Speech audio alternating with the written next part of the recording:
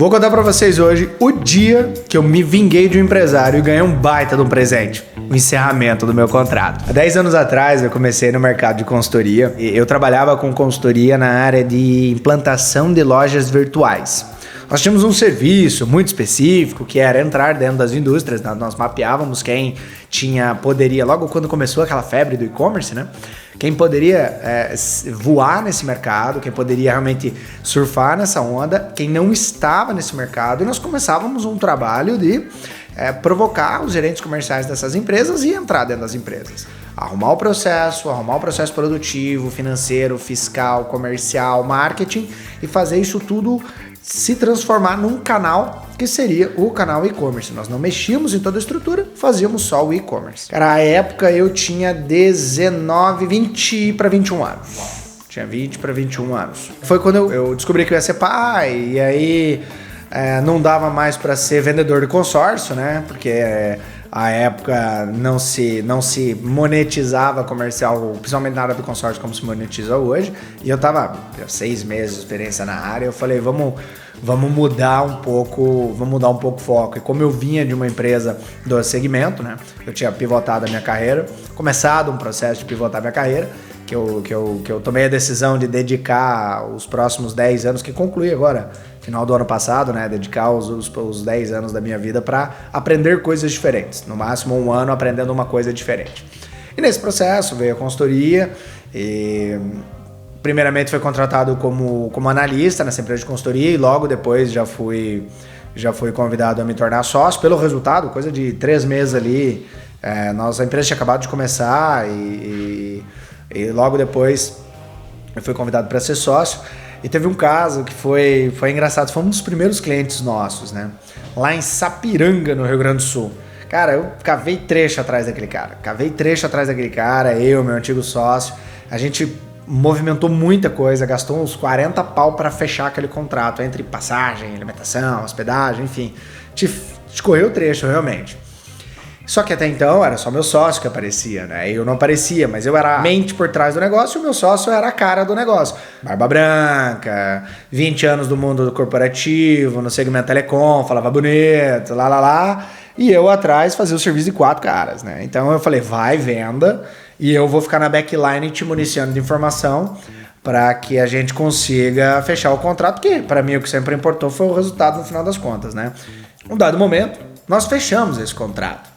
Fechamos com o empresário, né, e o gestor comercial.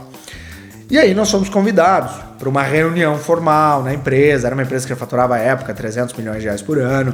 Fomos convidados para uma reunião formal com toda a diretoria. Então eu tinha o diretor de produção, eu tinha o diretor financeiro, eu tinha o diretor de vendas, né, o gerente de vendas, e eu tinha o diretor geral do negócio. Porque o empresário, ele já era uma empresa que já vinha passando de pai para filho, o filho estava no processo ali, estava na área financeira, totalmente adepto ao projeto, o diretor de produção totalmente adepto ao projeto, filho dele também, que trabalhava como supervisor líder de produção, já vinha dizendo isso há anos, o gerente comercial totalmente adepto. Quando a gente chamou ele pela primeira vez, ele falou, pô, cara, tô procurando isso há muito tempo e tal.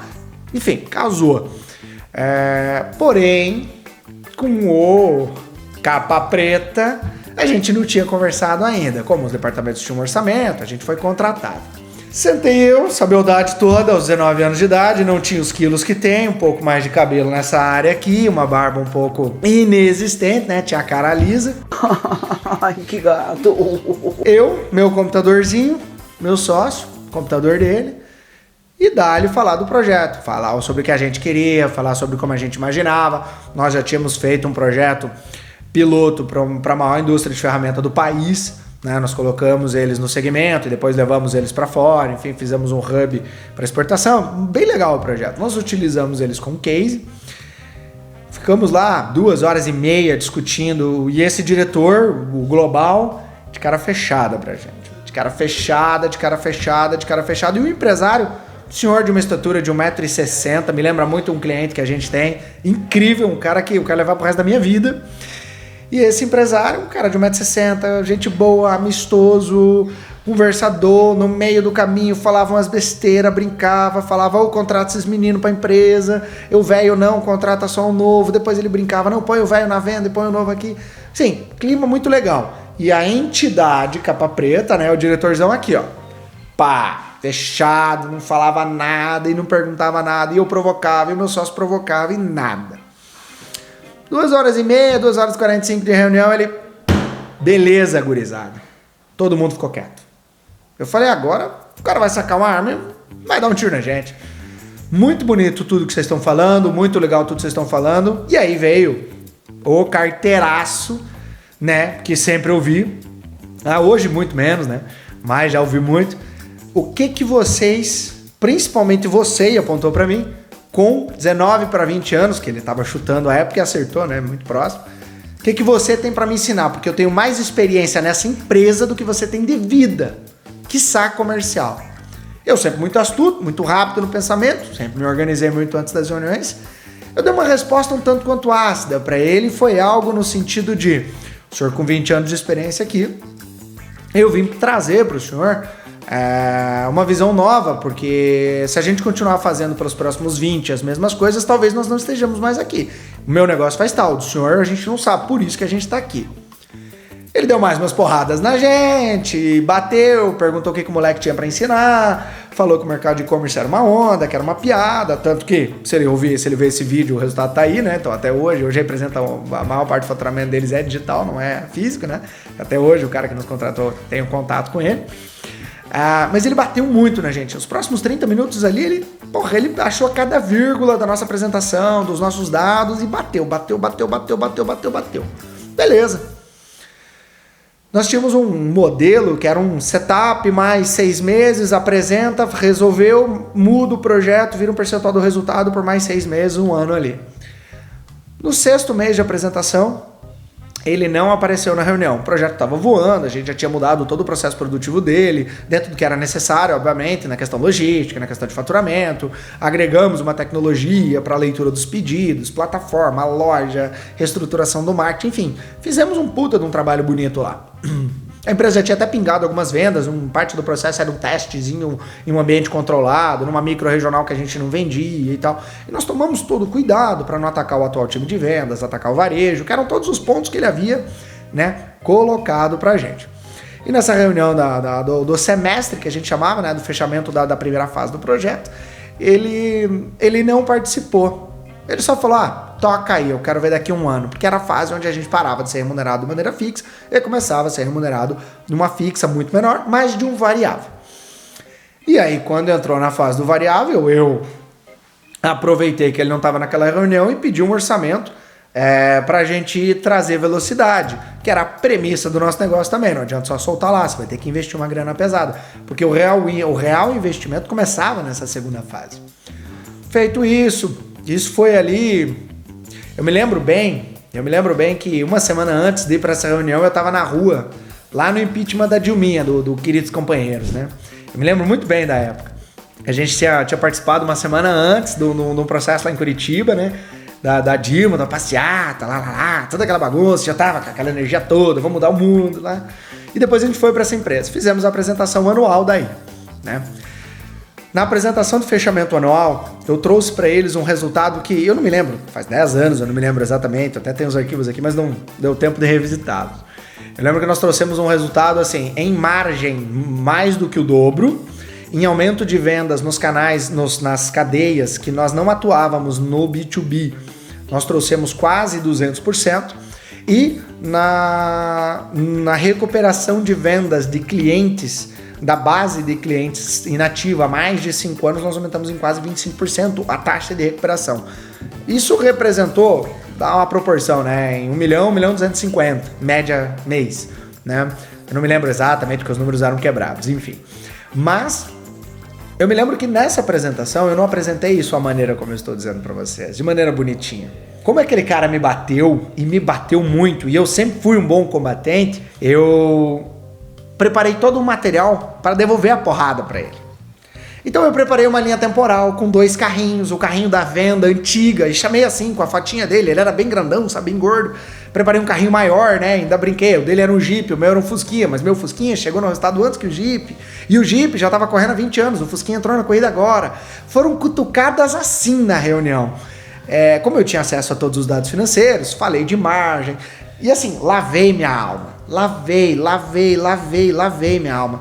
Eu bati naquele cara, eu acho que mais do que muitas pessoas não apanharam, sabe? Na época da escravidão. Eu bati. E ele aqui, ó. Como sempre, muito pleno. Um bom sênior, falando pouco, ouvindo muito. Bati. Ele levantou, bateu palma pra mim. Parabéns, cara.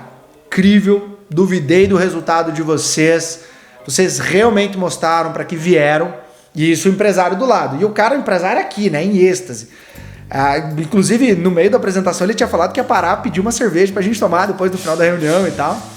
E depois disso, no final da reunião, ele levantou, bateu palma e tal. E ele me deu uma das grandes lições que eu levo pra minha vida. Ele falou o seguinte pra mim. Ele falou, Ego, eu subestimei você. Eu cometi um erro. Tanto que parte do resultado que você gerou tá no seu bolso e no meu bolso. Obrigado. Mas eu preciso te lembrar, e eu disse isso a vocês, que foi uma das coisas que ele tinha dito lá, que o gerente dele tinha dito lá no fechamento do contrato, eu preciso te lembrar que a nossa empresa ela tem premissas, e uma delas são os nossos valores. E ele me leu o primeiro, não leu o resto, eu parei ali, eu pedi para ele não continuar. O primeiro valor é: seja fiel à cadeia hierárquica. Confie no seu gestor. Você aqui acabou de atacar o cara que dedicou a vida para a empresa. Você pode ter trazido um puta de um resultado aqui, mas quem trouxe essa empresa até aqui fui eu. E ele virou para o empresário e perguntou: é esse tipo de estrutura que você quer tolerar dentro da sua empresa?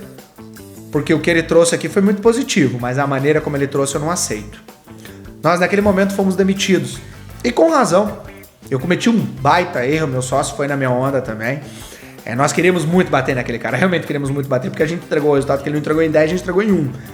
Virou muito, pessoal, o que na prática nos negócios é ruim. Nós não podemos pessoalizar as relações profissionais, principalmente quando a gente fala de ego. Eu tenho 30 anos de idade e tô há 10 nesse jogo, e eu falo muito menos do que sei. Demora, assim, em média, 1 ano para o cara conseguir entender quem eu sou na fila do pão e conseguir extrair, em suma, o que eu sei. Porque esse cara deixou uma marca para mim que foi muito importante. Inclusive, hoje eu tive a oportunidade de encontrar ele depois, agradeci. E ele, como um bom sênior, soube jogar o jogo, soube me tirar do jogo, mas mantém a estrutura.